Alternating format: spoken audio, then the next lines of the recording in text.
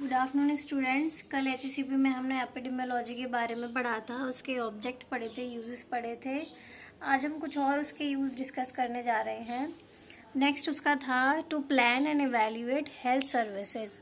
जैसे कि हम जानते हैं कि एपिडेमियोलॉजी क्यों हो रही है, ताकि लोगों को हेल्दी रख पाए, कोई बीमार ना हो। तो उसकी स्टडी की वजह से हम क्या कर पाते हैं, प्लान कर पाते हैं, इवेल्युएट कर पाते हैं हेल्थ सर्विस, यानी क्या क्या हमें हेल्थ सर्विस देनी है, किस तरह की हेल्थ सर्विस की ज़रूरत होगी किसी भी डिजीज़ में। To help complete and clinical picture and natural history of disease by group analysis. इसका मतलब क्या हुआ, जो हम ग्रुप एनालिसिस कर रहे थे, बिहेवियर एनालिसिस कर रहे थे, एरिया मतलब मेंबर डिवाइड करके 10 लोगों के या 20 लोगों के या एरिया वाइज। तो उसका मेन पर्पस क्या होता है, जो क्लिनिकल इंफॉर्मेशन होती है उस डिजीज़ की या उस कॉजेटिव एजेंट की, तो उसको कंप्लीट करना। और वो कंप्लीट कैसे होगी, जब हम एनालाइज करेंगे, पूछेंगे जिन लोगों को वो डिजीज़ हो गई है उन लोगों से पूछेंगे, या जिनको नहीं हुई है उन लोगों से पूछेंगे। तो उसकी हिस्ट्री भी पता करेंगे कि ये कैसे हो रही है लोगों में। तो वो हम किस लिए कर रहे हैं, क्लिनिकल पिक्चर कंप्लीट, ताकि हम उसके बारे में कम्प्लीटली पता कर पाएँ कि क्लिनिकली इसके इफ़ेक्ट क्या है लोगों पे, उसका इलाज कैसे किया जा सकता है, उसे फैलने से कैसे रोका जा सकता है।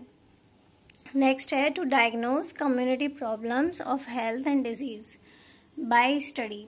इसका मतलब क्या हुआ, डायग्नोज करना, एनालाइज करना, क्या करना, कम्युनिटी की प्रॉब्लम, यानी कि जो भी लोग हैं, हमारी कम्युनिटी है, उसको डायग्नोज करना कि उन्हें क्या क्या दिक्कतें आ रही हैं, क्या क्या प्रॉब्लम हो रही है वो डिजीज़ की वजह से। और ये कैसे हो सकता है, कम्युनिटी प्रॉब्लम को स्टडी करना और डिजीज़ को स्टडी करना। क्योंकि जब तक हमें नहीं पता होगा कि वो डिज़ीज़ क्या है, उससे लोगों पे क्या इफ़ेक्ट है, तब तक हम अपना कंप्लीट डेटा नहीं बना सकते। उसके ऊपर प्रिकॉशन के लिए कोई भी स्टैंडर्ड सेट नहीं कर सकते कि ये किस चीज़ से रुकी जा सकती है। And analysis of contemporary incidents, prevalence and mortality. इसका मतलब क्या हुआ कि हमें पता करना कि अभी के टाइम पे वो कितनी हो रही है, इंसिडेंट्स कितने हो रहे हैं। कंटेम्प्रेरी मतलब अभी के टाइम पे, जब भी वो हम डिजीज़ की स्टडी करते हैं तो उसका क्या उस वक्त इफ़ेक्ट है लोगों पे, कम्युनिटी पे, और उसके कितने जल्दी चांसेस हैं बढ़ने के, प्रिवलेंस हैं, मोर्टेलिटी यानी उससे डेथ रेट क्या हो रही है, यानी वो डिजीज़ क्या क्या इफ़ेक्ट दे रही है हमारी कम्युनिटी पे, हमारे लोगों पे। फिर उसे एनालाइज करना, फिर उसके बारे में प्रिकॉशन प्लान और हेल्थ सर्विस प्रोवाइड कराना कि डेथ रेट कितनी हो रही है, तो उसके अकॉर्डिंग हमें कोई एक्शन लेना पड़ता है। तो वो सब किसके वजह से हो पाता है, एपिडेमियोलॉजी की वजह से, यानी प्री स्टडी, ताकि हम पता करें कि उससे हमारी जो कम्युनिटी है, जो भी डिजीज़ है, उससे हमारी कम्युनिटी सफ़र ना करे, लोग हमारे सेफ रहे, हेल्दी रहे। नेक्स्ट है to estimate a person's risk of developing a disease and his chances of survival. इसका मतलब क्या हुआ कि हमें जो भी पर्सन टू पर्सन वेरी करता है, सबकी इम्यूनिटी अलग होती है, सबका वायरस के लिए, डिजीज़ के लिए अलग अलग इफेक्ट दिखाएंगे, सब रेजिस्टेंस अलग होगा। कोई झेल लेता है वायरस को, कोई नहीं झेल पाता है। तो जैसे कोल्ड होता है, तो कोल्ड किसी लोगों की इम्यूनिटी वीक होती है तो उनको जल्दी हो जाता है। तो पर्सन रिस्क मतलब क्या हुआ, पर्सन टू पर्सन हमें रिस्क देखने हैं, एस्टिमेट करने हैं कि किन लोगों में ये बीमारी जल्दी हो रही है, जो भी बीमारी हो रही है, तो वो पहले हम देखेंगे। और उसके चांसेस देखेंगे सर्वाइवल के, यानी वो उस डिजीज़ के बाद सर्वाइव कर सकता है या नहीं कर सकता है। तो वो हम कैसे देखेंगे, पर्सन टू पर्सन स्टडी करेंगे कि आपको क्या प्रॉब्लम है, कैसे है, आप सही रह रहे हैं, ठीक है। तो वो सब इसमें आ गया। नेक्स्ट है to evaluate the needs for and effectiveness of health service through field study. Field study का मतलब क्या हुआ, लोगों के घर जा जाके, जैसे सेवा वाले आते हैं ना, गवर्नमेंट वर्कर्स, पोलियो ड्रॉप्स वाले या कुछ ऐसे इवेल्युएट करने वाले, तो उसका मेन पर्पस यही होता है कि हम लोगों में मिलके जान सके कि उनको क्या प्रॉब्लम है, किस चीज़ की नीड है, और क्या प्रॉब्लम पे हम कितना इफेक्टिव अपना प्लान बना सकते हैं। तो ये थे बेसिक यूजेस एपिडेमियोलॉजी के। नेक्स्ट हम पढ़ेंगे उसके मेथड्स। नेक्स्ट है इसके मेथड, जो क्या है, अच्छा, ये एपिडेमियोलॉजी स्टडी करने के लिए हमें मेथड्स तो यूज़ करने पड़ेंगे कि हम किस प्रकार से एपिडेमियोलॉजी स्टडी कर पाएँ। तो उसका फर्स्ट मेथड है हमारा डिस्क्रिप्टिव मेथड। डिस्क्रिप्टिव स्टडीज़ में क्या करते हैं हम, डिस्क्राइब करते हैं, पता करते हैं कि डिजीज़ कब, कैसे, किसको हो रही है। वो किससे पूछ सकते हैं, जब हमारी कम्युनिटी में प्रॉब्लम हो गई हो या किसी प्रॉब्लम से हमारी कम्युनिटी सफ़र कर रही हो, पॉपुलेशन सफ़र कर रही हो, तो उस मेथड को हम बोलते हैं डिस्क्रिप्टिव स्टडीज़। इसमें क्या करते हैं, broad description of the distribution of disease in terms of person, place and time. इसमें हम कैसे स्टडी करते हैं डिस्क्रिप्टिव स्टडीज़ में, 3 बेसिस पे स्टडी करते हैं, पर्सन, प्लेस एंड टाइम। इसका मतलब क्या हुआ कि किन लोगों को हो रही है, कौन से प्लेस पर हो रही है, कैसी जगहों पे हो रही है, किस टाइम पे हो रही है, यानी एज का क्या है और कितने टाइम में वो डिस्ट्रीब्यूट हो रही है वन पर्सन टू अनदर। तो ये इसमें स्टडी करते। These studies are with observing the distribution of disease और health related problems in human population.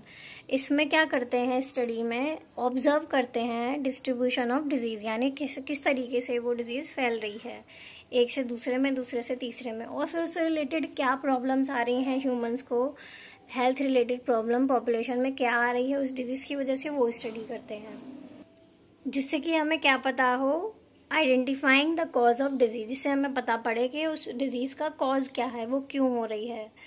और वो किन पैरामीटर्स पे करेंगे हम स्टडी। ए है हमारा when the disease occurring. Occurring मतलब क्या होता है, कैसे वो डिजीज़ हो रही है। इसमें हम क्या देखते हैं, कब वो डिजीज़ हो रही है, मतलब टाइम डिस्ट्रीब्यूशन, वो कितने टाइम में किन किन लोगों को हो रही है। टाइम डिस्ट्रीब्यूशन क्या है उसका, कि एक से दूसरे पर्सन में कितने टाइम पीरियड में वो बैक्टीरिया या वायरस उसको इफेक्ट कर देगा बॉडी को, तो वो हम देखेंगे।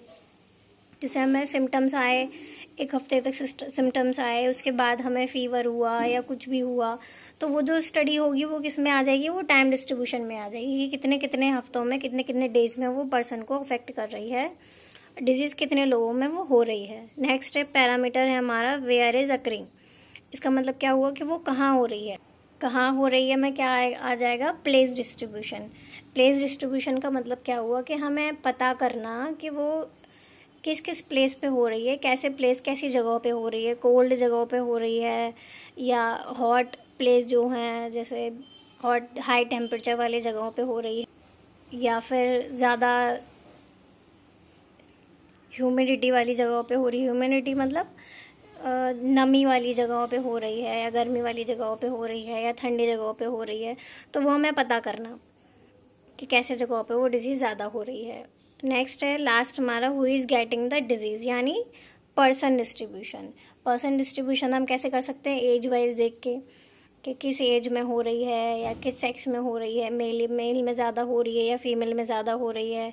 पर्सन्स में भी स्पीसीज होती हैं, जैसे वाइट, अमेरिका में वाइट पीपल हैं, तो उस बेसिस पे भी हम इसकी स्टडी कर सकते हैं। जैसे श्रीलंका में आपको ब्लैक मिलेंगे। हेयर्स के बेस पे हम जो स्पीसीज हो जाती है ह्यूमंस की, वेरिएशन जो आ जाता है, उस पे हम उन केसेस को क्या बोलते हैं, पर्सन डिस्ट्रीब्यूशन, यानी कैसे कैसे लोगों में वो हो रही है।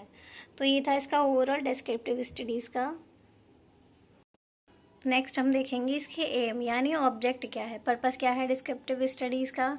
मेन हमारा ऑब्जेक्ट यही है कि हमारी सोसाइटी हेल्दी रहे, कोई डिजीज़ ना हो, अगर डिजीज़ से अफेक्ट भी हो रहे हैं लोग तो उनसे उनको क्योर कर पाएँ, प्रिकॉशन दे पाएँ ताकि वो अफेक्ट ना हो या और ज़्यादा से ज़्यादा लोगों को अफेक्ट ना करे। तो फर्स्ट पॉइंट है हमारा to evaluate health status. Health status यानी कि हमारे लोगों का हेल्थ स्टेटस क्या है, कितने लोग सही हैं, कितने लोग इम्यून हैं, कितने लोग हेल्दी हैं, या कितने माल न्यूट्रिशन से सफ़र कर रहे हैं, तो वो सब इवेल्युएट करना। To make comparison between different population और कंट्रीज़। इसमें क्या आ जाएगा, जब हम एक जगह से दूसरे जगह का कंपैरिजन करेंगे तभी हम आइडेंटिफाई कर पाएंगे कि इस जगह पे ज़्यादा लोगों को प्रॉब्लम हो रही है, उस जगह पे कम हो रही है। तो उसमें कंट्रीज़ इवैल्यूएशन भी आ जाता है कि एक कंट्री से दूसरी कंट्री में देखना कि वहाँ की दूसरी कंट्री की पॉपुलेशन कितनी अफेक्ट है, या अफेक्ट हो भी रही है, नहीं भी हो रही है, और हो रही है तो क्यों हो रही है, तो वो सब इसमें आया। नेक्स्ट है to solve the identified problem. जो भी हमने प्रॉब्लम आइडेंटिफाई की हैं लोगों से फील्ड वर्क करके, प्रॉब्लम पूछ के, जो भी डेटा कलेक्ट किया है हमने क्लिनिकली सर्वे करके, तो उन प्रॉब्लम्स को हमारा मेन एम क्या होना चाहिए कि हम उनको दूर कर पाएँ, ताकि हमारी कम्युनिटी या हमारे लोग हेल्दी रह पाएँ और उनको वो बीमारी से सफ़र ना होना पड़े।